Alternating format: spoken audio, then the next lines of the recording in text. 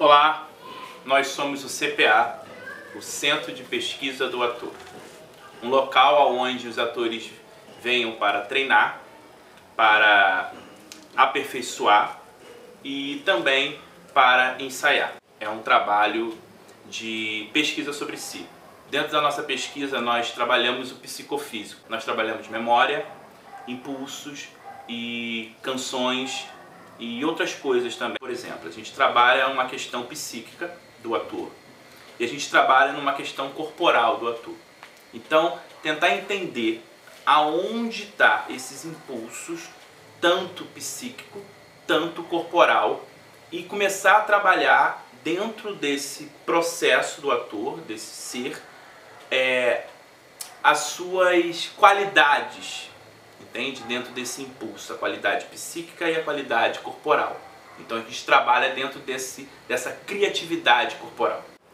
A gente trabalha tanto a parte teórica, tanto a parte prática.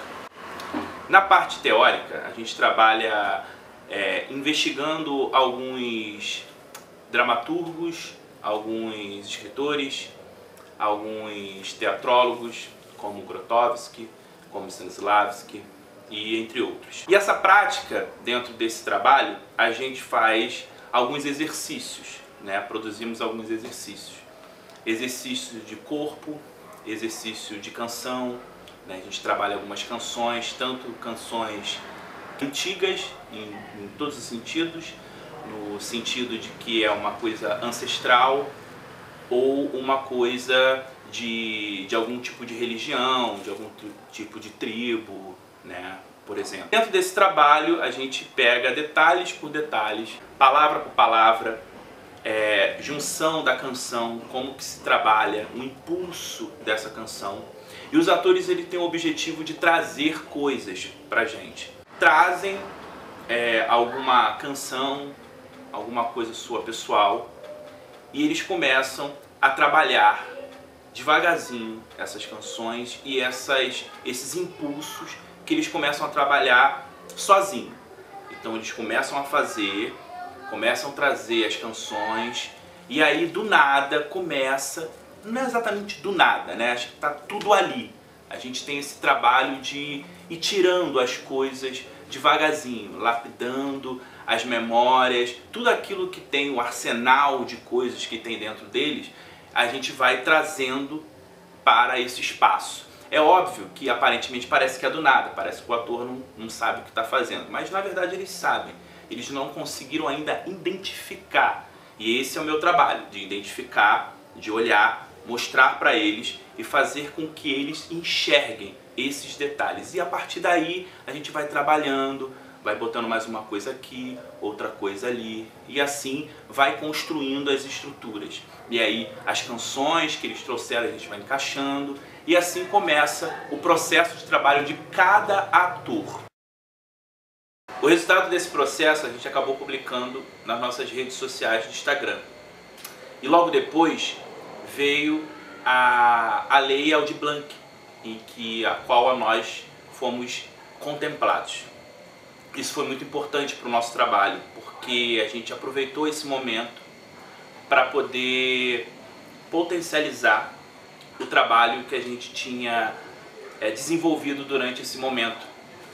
E a partir daí também foi uma oportunidade da gente ampliar o nosso trabalho e também mostrar o nosso trabalho para as outras pessoas.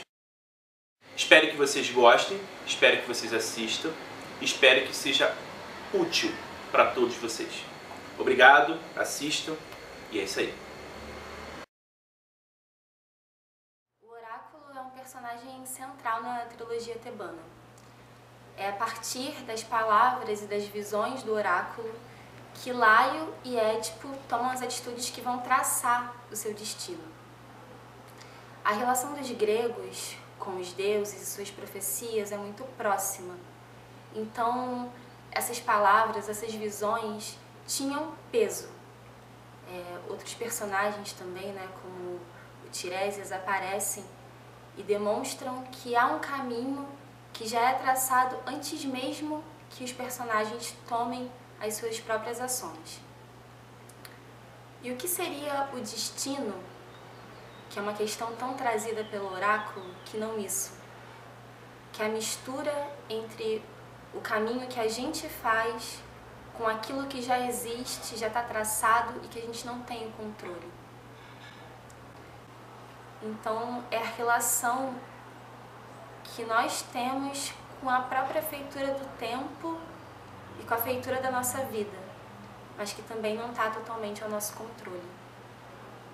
A Pitya, na tragédia, ela ficava no templo e a partir da inalação dos gases é que ela conseguia ter acesso e proferir as profecias. E por isso ela era identificada como oráculo. Bem, para além dessa relação dos gregos com a profecia e com as visões, no meu processo comecei a pensar muito também como essa relação que a gente tem com os oráculos persistiu. Até hoje nós continuamos traçando essa relação com tarô, com borra de café, com signos e no estudo de arquétipos, porque o oráculo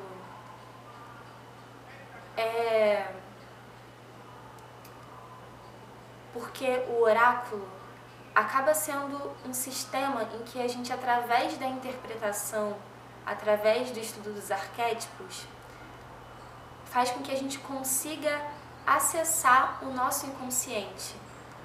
A gente consegue ter uma percepção que a gente não teria de forma direta, porque a gente consegue, através dessa atividade, entender como a gente se relaciona com essa estrutura maior que está fora do nosso controle.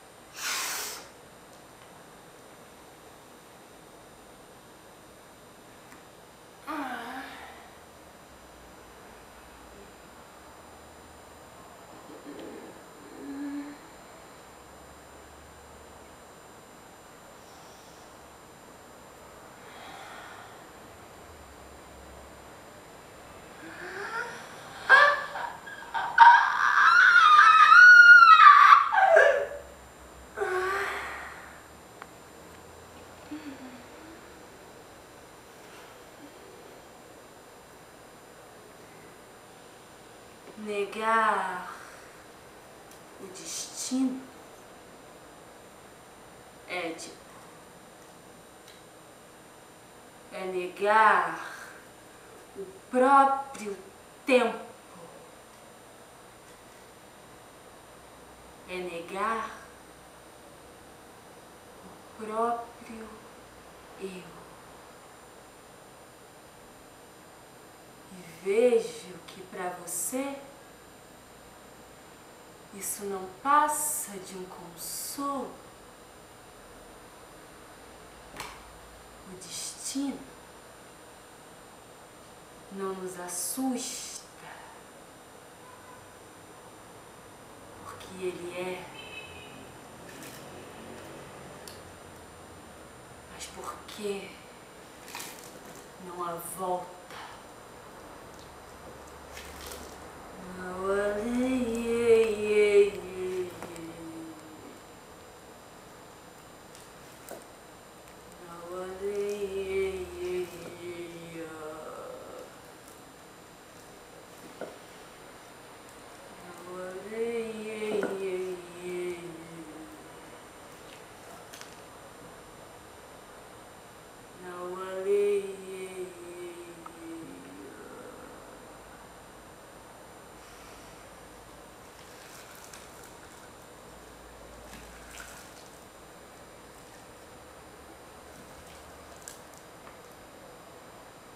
Você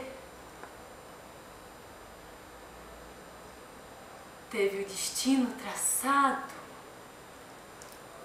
antes mesmo de nascer.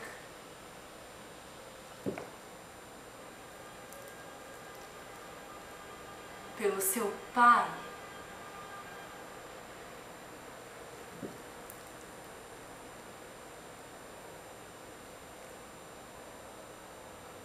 Reinará no seu trono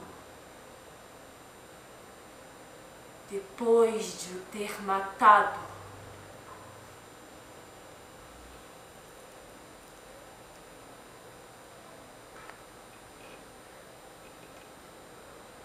Conceberá filhos com a sua própria mãe. Vai embora, desgraçado. Vai embora. E conheça a si mesmo.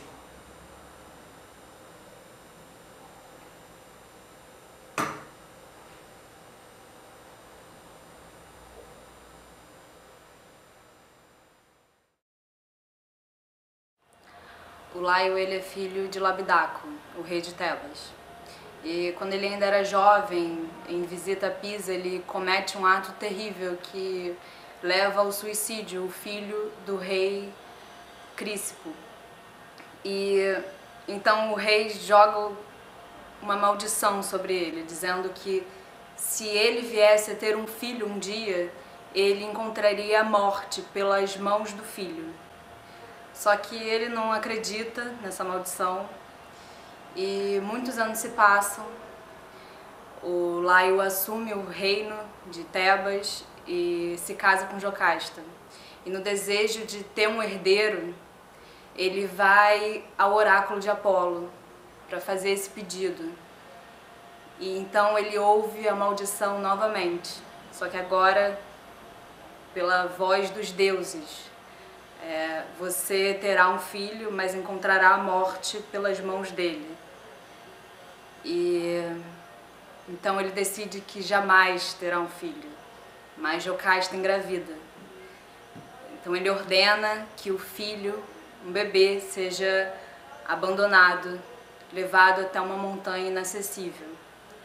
Mas o servo encarregado de fazer isso se compadece da criança, entrega a criança a outro servo e a criança é adotada e cresce feliz e saudável e ignorante do seu próprio destino. Então, a tragédia, essa história toda é anterior à tragédia de Édipo. Quando a dramaturgia, quando a peça começa, o Laio já está morto. E é justamente a busca pelo seu assassino que desenrola e enrola a trama toda. É essa ação de Laio, é esse destino dele que traça todo o destino dos que vieram depois dele, todo o sofrimento dos seus descendentes, de Édipo a Antígona. E para construir o Laio é uma energia diferente, assim, porque eu senti ele denso. Eu sinto ele denso, uma pessoa com uma textura grossa, na maneira de falar, na maneira de se relacionar, nas suas decisões, na maneira de governar. Eu acho que ele é denso. Então foi por aí que eu fui tentando chegar nele, assim.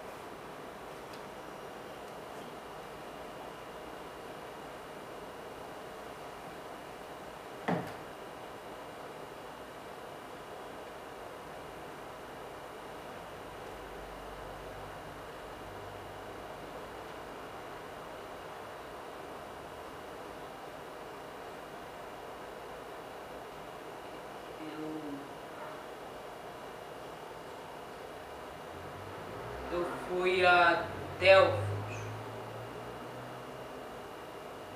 consultar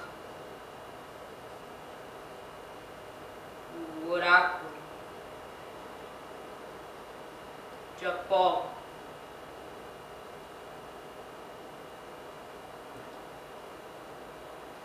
para pedir por um herdeiro.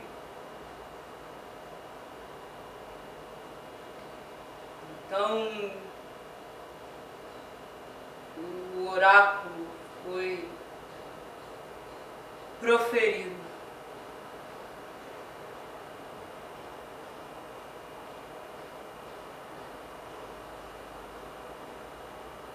Filho de Labidaco,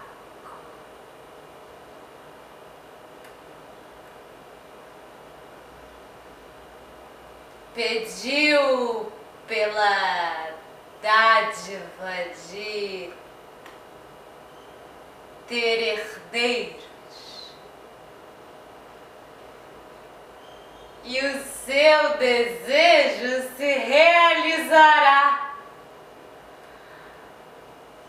Você terá um filho, mas morrerá pelas mãos dele, e toda a sua raça se afogará em sangue. Assim decidiu Apolo. Quer que você pague pela morte injusta de Cristo.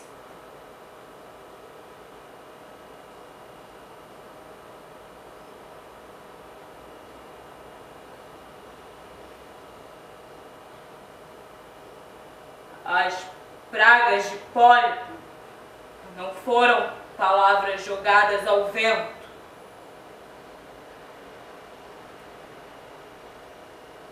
A partir de hoje, dormiremos em quartos separados,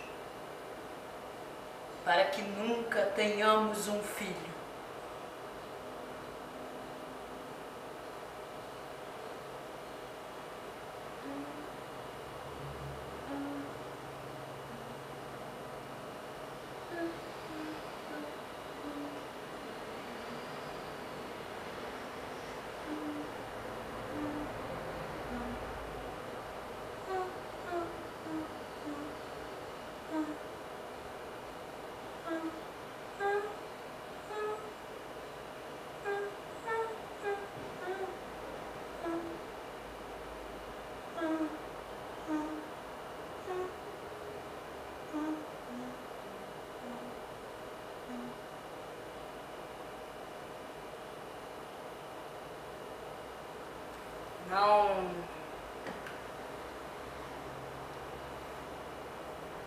Não acredite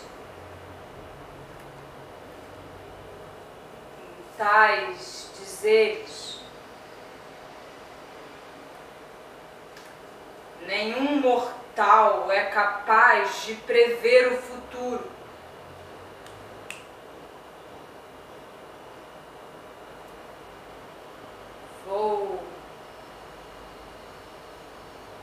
Vou provar o que te afirmo. Certa vez, Laio recebeu um oráculo prevendo que ele seria morto pelas mãos do próprio filho, dele e meu. No entanto, e todo mundo sabe, Laio foi morto por bandidos em uma encruzilhada. O nosso filho, com 3 dias de vida, Laio amarrou-lhe os tornozelos e ordenou que o abandonasse em uma montanha inacessível.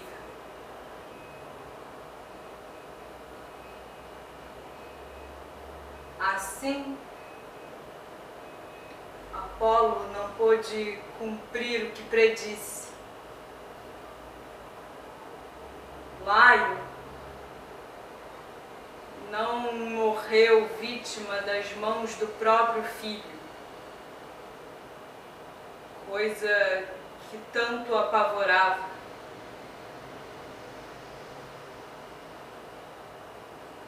Por isso, não acredite nessas profecias oraculares. Se um Deus tiver algo importante a lhe dizer, Ele o fará pessoalmente.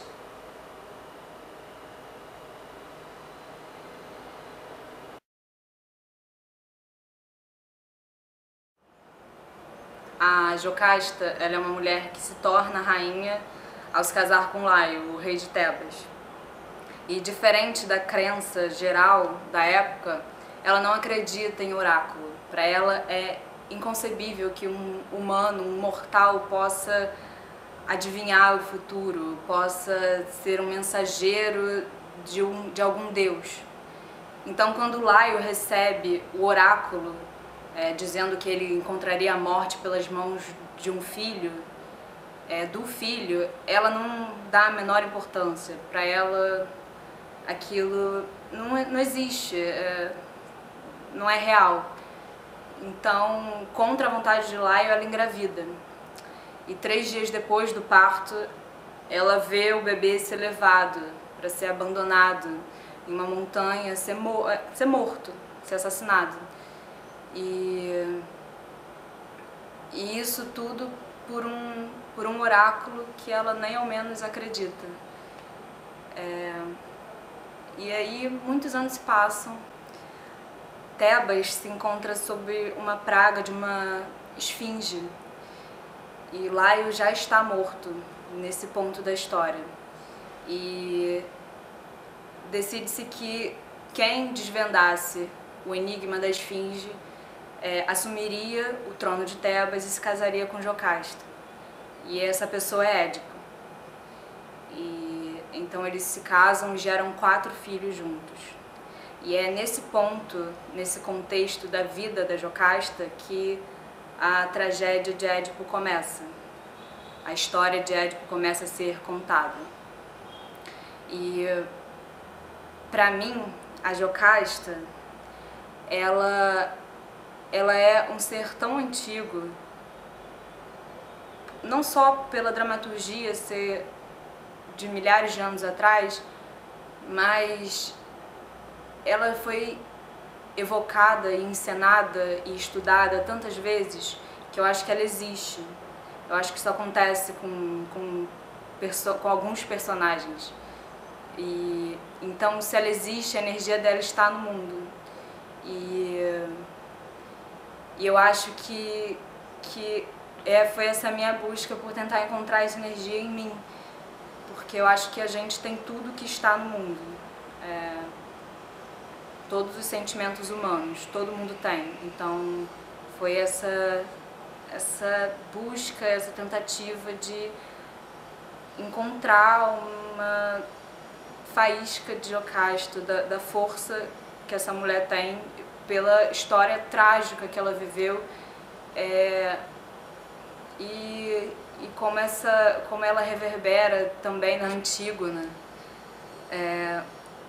Então, para mim, ela ainda é um mistério, e eu acho que ela vai continuar sendo um mistério, mas é um mistério que interessa muito a um ator.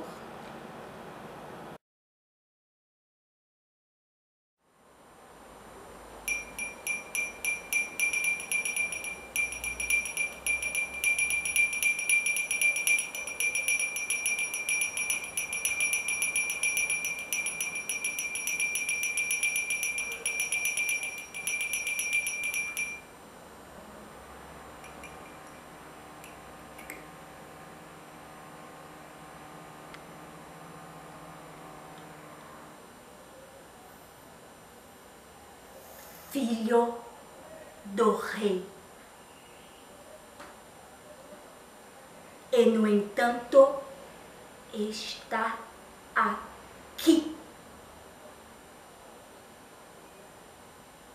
Os pés furados no extremo, lançado ao Monte Virgem, enviado pelo pai e pela mãe para no ermo campo morrer.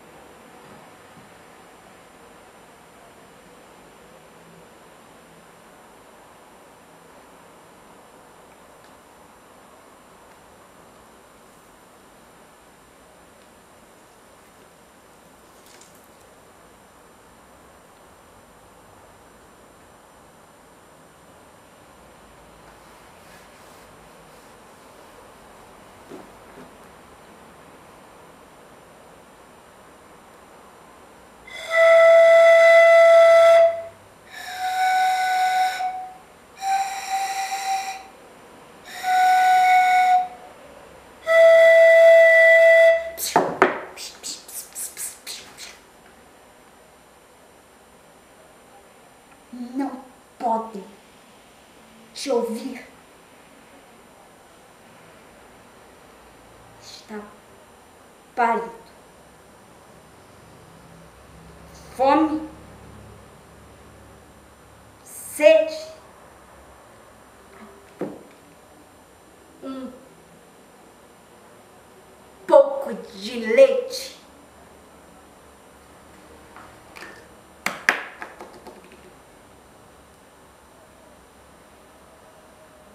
As ovelhas te oferecem o que mãe furta.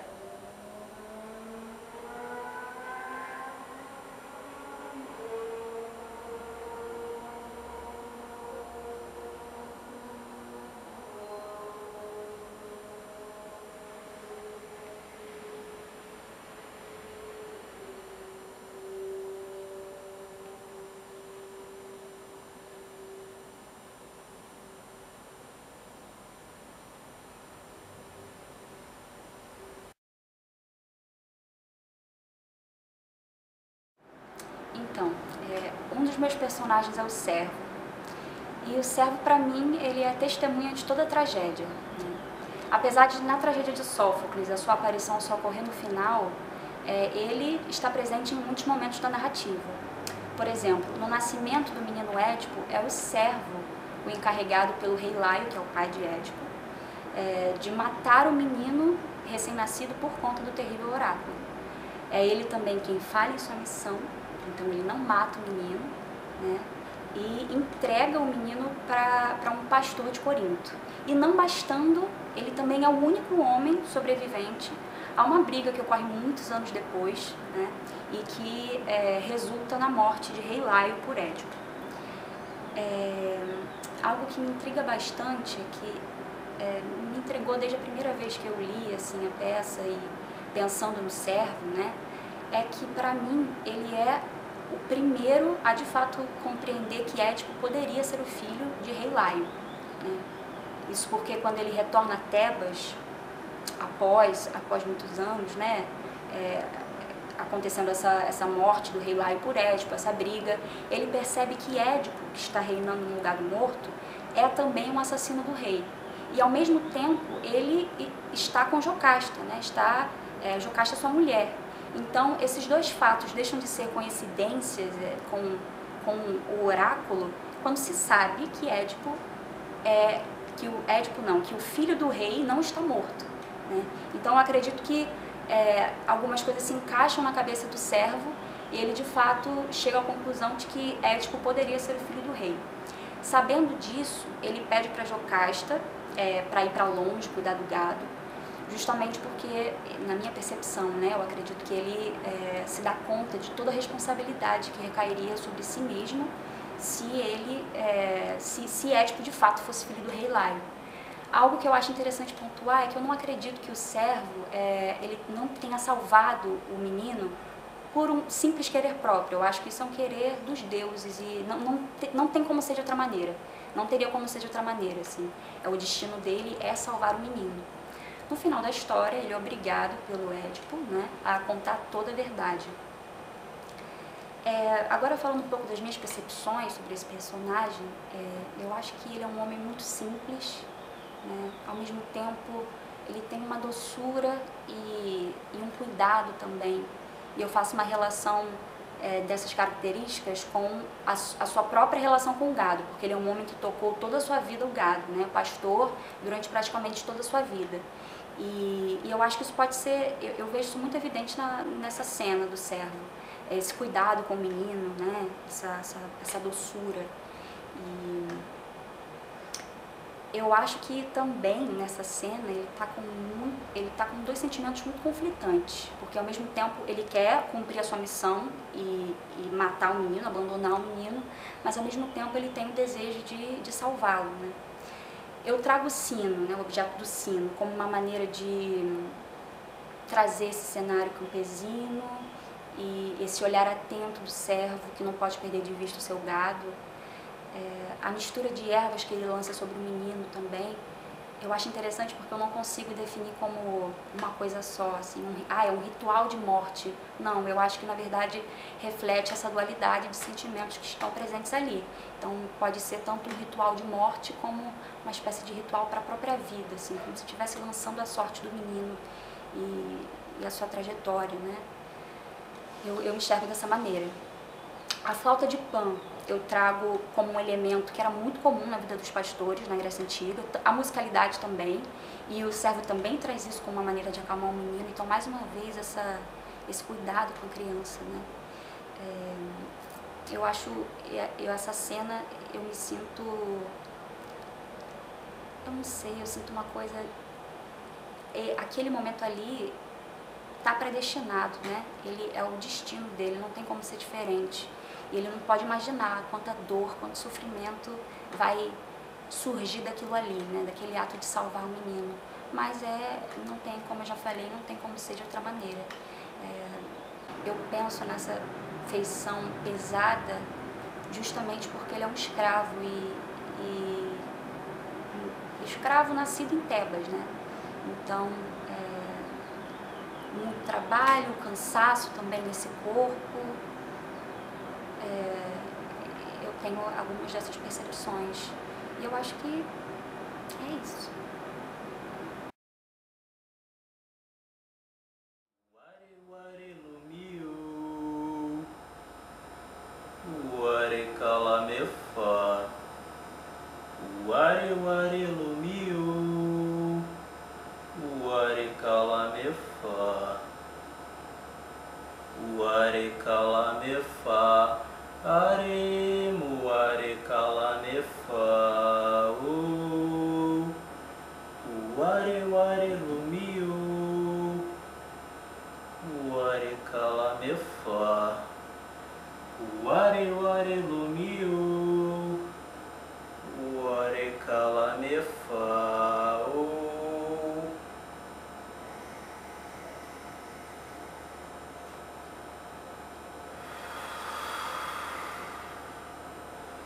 O homem que Édipo temia matar morreu de morte natural e não pela mão do filho.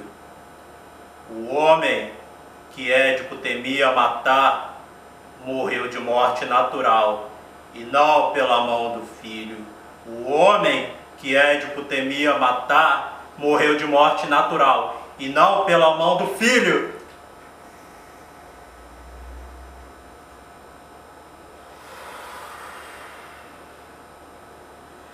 Enquanto Édipo chorava pelo cadáver que não merecia o seu choro, mesmo que tenha dado todo o carinho e amor de pai, ele não era o seu pai verdadeiro. Apenas a mentira era real. E trago mais uma coisa: a todos que não cumprirem a profecia, morrerão na angústia da vida. Trago somente a verdade ao Senhor, Senhor Édipo. Rei Laio foi quem contratou o servo para levar o Senhor para a morte. Laio foi o culpado. Quando o servo viu que o Senhor era apenas um bebê, ele não cumpriu o que foi mandado. Ele salvou o Senhor. Servo foi a salvação da sua vida. Servo trouxe a sua salvação. Também como servo trouxe a desgraça para a sua vida, Rei Édipo. Wari wari lumiu, wari kalamefau.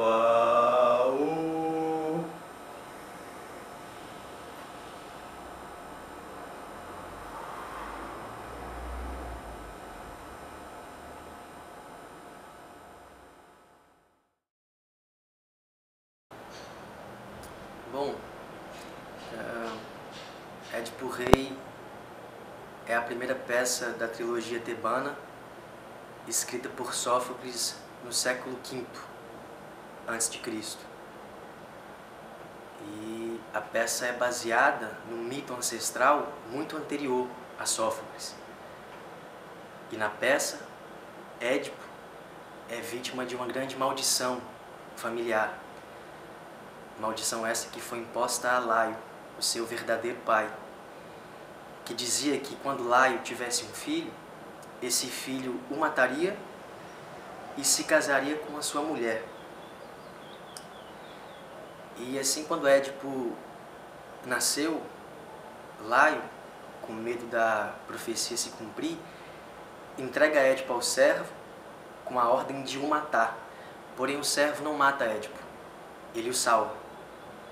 Ele o salva e entrega um mensageiro que leva Édipo até Corinto, onde ele é criado como filho adotivo do rei de Corinto, Políbio. E quando jovem ele recebe a profecia do oráculo que dizia que ele mataria o seu pai e se casaria com sua mãe. E horrorizado e com medo, acreditando ele que o seu pai e mãe verdadeiro estavam ali em Corinto, ele toma o caminho oposto a Corinto e parte para Tebas. E na travessia até Tebas, ele encontra nada mais nada menos do que Laio, o seu verdadeiro pai.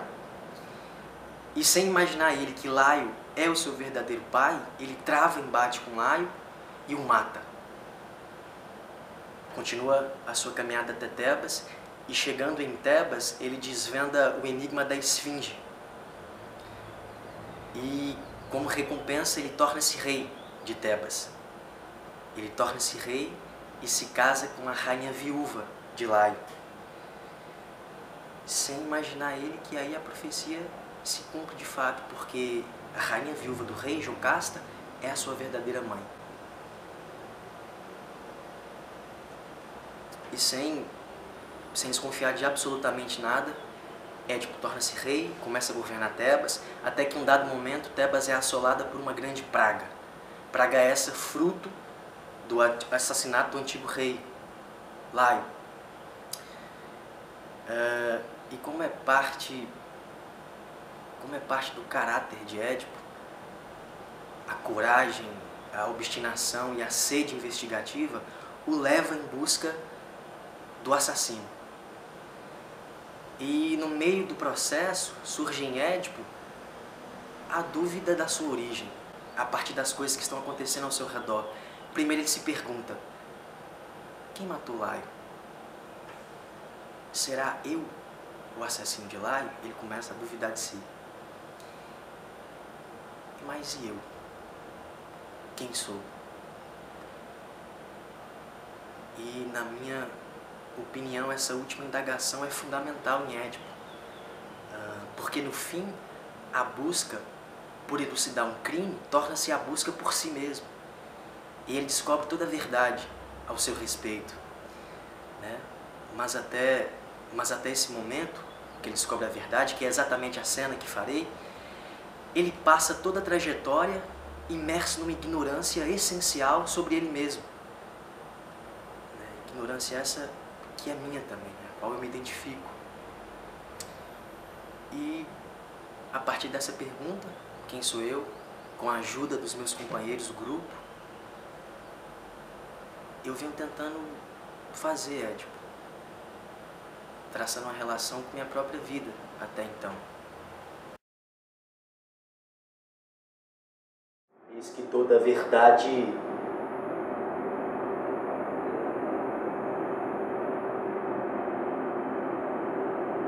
vem à luz.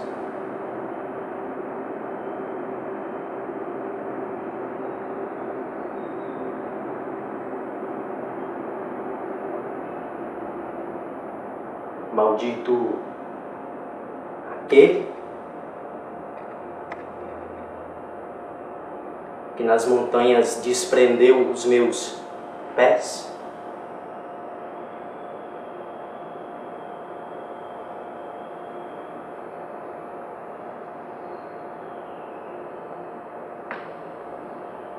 Assim,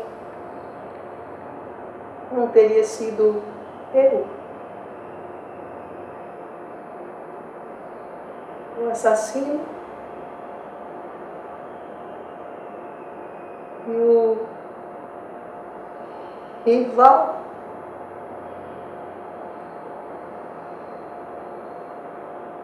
de meu pai.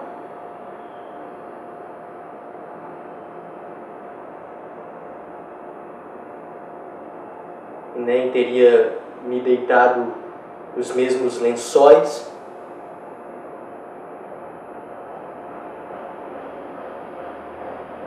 que a mulher que me trouxe à vida.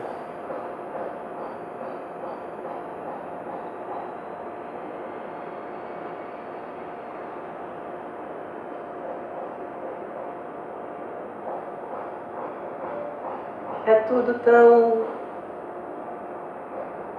distante,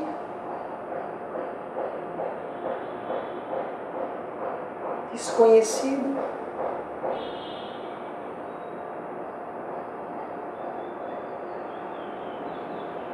dores, crimes, sofrimentos causados por minhas próprias mãos. E por que razão? Por que razão?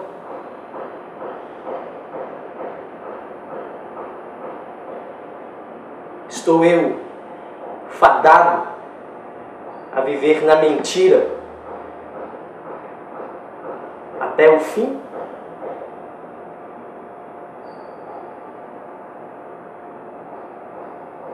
E eu?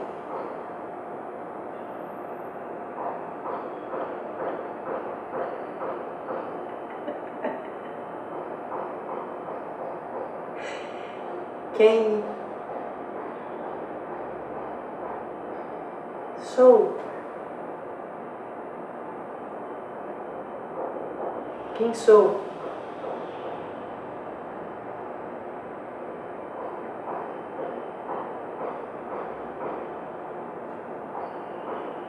Quem sou?